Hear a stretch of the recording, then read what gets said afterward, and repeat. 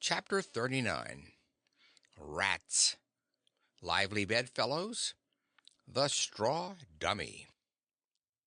In the morning we went up to the village and bought a wire rat trap and fetched it down and unstopped the best rat hole, and in about an hour we had 15 of the bulliest kind of ones, and then we took it and put it in a safe place under Aunt Sally's bed. But while we was going for spiders, little Thomas Franklin Benjamin Jefferson Alexander Phelps found it there and opened the door of it to see if the rats would come out, and they did. And Aunt Sally, she come in, and when we got back, she was a standing on top of the bed raising Cain, and the rats was doing what they could to keep off the dull times for her. So she took and dusted us both with the hickory, and we was as much as 2 hours catching another 15 or 16, drat that meddlesome cub. And they warn't the likeliest nuther, because the first haul was the pick of the flock. I never see a likelier lot of rats than what that first haul was. We got a splendid stock of sorted spiders and bugs and frogs and caterpillars and one thing or another, and we liked to get a hornet's nest, but we didn't. The family was at home. We didn't give it right up, but stayed with them as long as we could, because we allowed we'd tire them out or they'd tire us out, and they done it. Then we got alicampane and rubbed on the places, and it was pretty near all right again, but couldn't set down convenient. And so we went for the snakes and grabbed a couple of dozen garters and house snakes and put them in a bag and put it in our room, and by that time it was supper time and a rattling good honest day's work. And hungry? Oh, no, I reckon not. And there warn't a blessed snake up there when we went back. We didn't half tie the sack, and they worked out somehow and left. But it didn't matter much, because they was still on the premises somewheres. So we judged we could get some of them again. No, there warn't no real scarcity of snakes about the house for a considerable spell. You'd see them dripping from the rafters in places every now and then, and they generally landed in your plate or down the back of your neck, and most of the time where you didn't want them.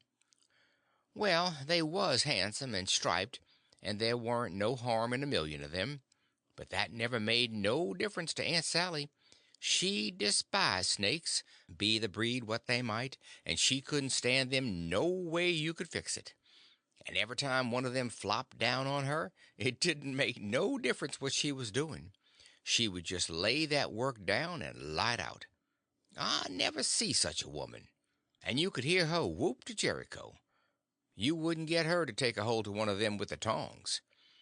And if she turned over and found one in bed, she would scramble out and lift a howl that you would think the house was afire. She disturbed the old man so that he said he could most wish there hadn't never been no snakes created. Well, after every last snake had been gone clear out of the house for as much as a week, Aunt Sally warn't over it yet. She warn't near over it. When she was setting thinking about something, you could touch her on the back of her neck with a feather, and she would jump right out of her stockings. It was very curious. But Tom said all women was just so. He said they was made that way for some reason or other. We got a licking every time one of our snakes come in her way, and she allowed these lickings warn't nothing to what she would do if we ever loaded up the place again with them. I didn't mind the lickings because they didn't amount to nothing, but I minded the trouble we had to lay in another lot. But we got them laid in and all the other things, and you'd never see a cabin as blithesome as Jim's was when they'd all swarm out for music and go for him. Jim didn't like the spiders, and the spiders didn't like Jim, and so they'd lay for him and make it mighty warm for him. And he said that between the rats and the snakes and the grindstone, there warn't no room in bed for him scarcely, and when there was, a body couldn't sleep, it was so lively. And it was always lively, he said, because they never all slept at one time, but took turn about, so when the snakes was asleep, the rats was on deck, and when the rats turned in, the snakes come on watch, so he always had one gang under him in his way, or t'other gang having a circus over him. And if he got up to hunt a new place, the spiders would take a chance at him as he crossed over. He said if he ever got out this time he wouldn't ever be a prisoner again, not for a salary. Well, by the end of 3 weeks, everything was in pretty good shape. The shirt was sent in early in a pie, and every time a rat bit Jim he would get up and write a little in his journal whilst the ink was fresh. The pens was made, the inscriptions and so on was all carved on the grindstone, the bed leg was sawed in two, and we had ate up the sawdust, and it give us a most amazing stomach ache. We reckoned we was all going to die, but didn't. It was the most undigestible sawdust I ever see, and Tom said the same. But as I was saying, we'd all got the work done now at last, and we was all pretty much fagged out, too, but mainly Jim. The old man had wrote a couple of times to the plantation below Orleans to come and get their runaway nigger, but hadn't got no answer, because there warn't no such plantation. So he allowed he would advertise Jim in the St. Louis and New Orleans papers, and when he mentioned the St. Louis ones it gave me the cold shivers, and I see we hadn't no time to lose. So Tom said, now for the anonymous letters. What's them? I says. Warnings to the people that something is up. Sometimes it's done one way, sometimes another, but there's always somebody spying around that gives notice to the governor of the castle. When Louis the 16th was going to light out of the Tuileries, a servant girl done it. It's a very good way, and so is the anonymous letters. We'll use them both. And it's usual for the prisoner's mother to change clothes with him, and she stays in and he slides out in her clothes. We'll do that too. But looky here, Tom. What do we want to warn anybody for that something's up? Let them find out for themselves. It's their lookout. Yes, I know, but you can't depend on them. It's the way they've acted from the very start, left us to do everything. They're so confiding and mullet-headed they don't take notice of nothing at all. So if we don't give them notice, there won't be nobody nor nothing to interfere with us. And so after all our hard work and trouble, this escape will go off perfectly flat, won't amount to nothing, won't be nothing to it. Well, as for me, Tom, that's the way I'd like. Shucks, he says, and looks disgusted. So I says, but I ain't going to make no complaint. Any way that suits you suits me.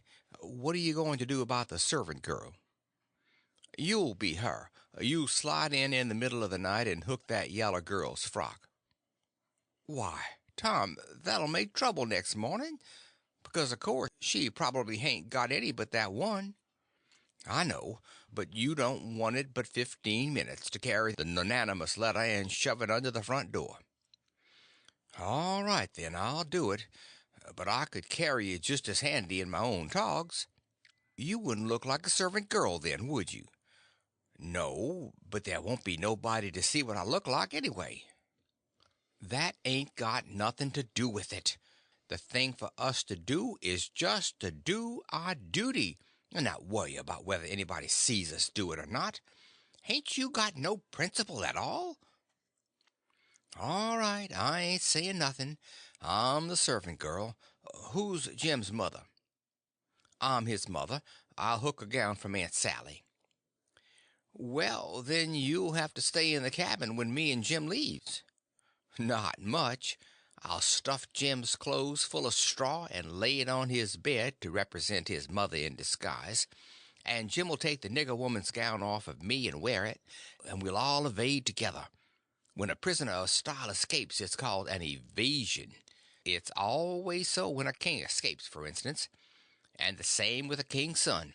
It don't make no difference whether he's a natural one or an unnatural one. So Tom wrote the anonymous letter, and I smooched the yaller wench's frock that night and put it on, and shoved it under the front door the way Tom told me to. It said, "Beware, trouble is brewing. Keep a sharp lookout. Unknown friend."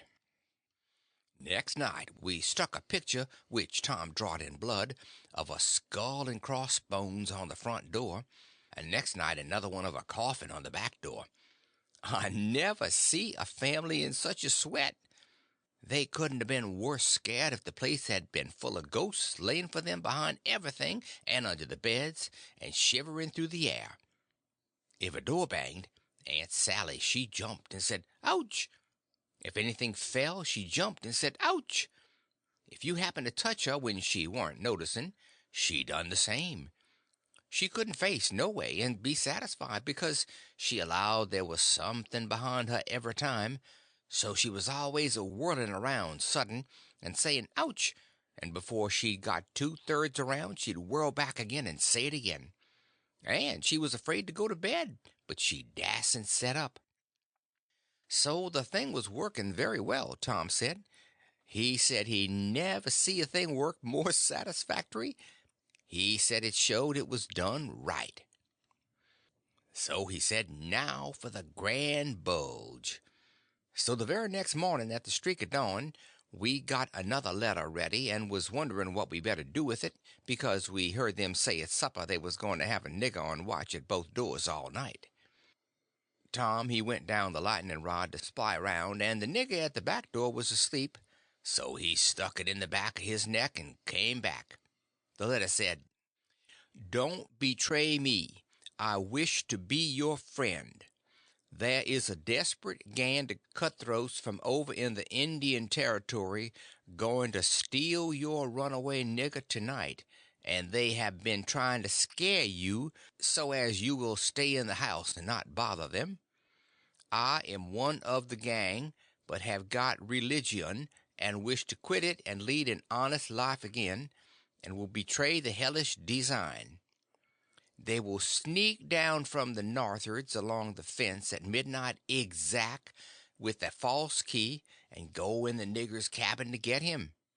I am to be off a piece and blow a tin horn if I see any danger, but stead of that I will baa like a sheep soon as they get in, and not blow at all. Thence, whilst they are getting his chains loose, you slip there and lock 'em in, and can kill 'em at your leisure. Don't do anything but just the way I am telling you. If you do, they will suspicion something and raise hoop jamboree hoo. I do not wish any reward, but to know I have done the right thing. Unknown friend."